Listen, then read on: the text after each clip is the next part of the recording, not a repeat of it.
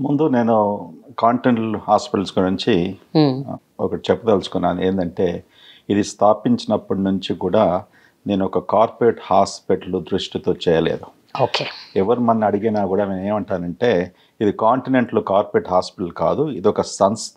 ఇదొక ఇన్‌స్టిట్యూషన్. హ్మ్. ఇదొక హెల్త్ కేర్ ఇన్‌స్టిట్యూషన్.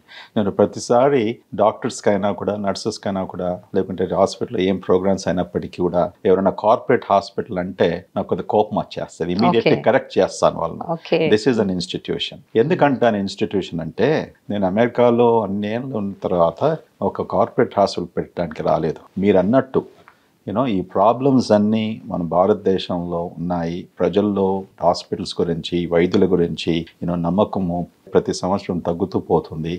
దీని కొరకు ఏమైనా చెయ్యాలి. దీని సొల్యూషన్ ఏంటిది? ఇది ఎలా మనం అరకట్టుకొని we can again increase the yeah! Confidence of the patients.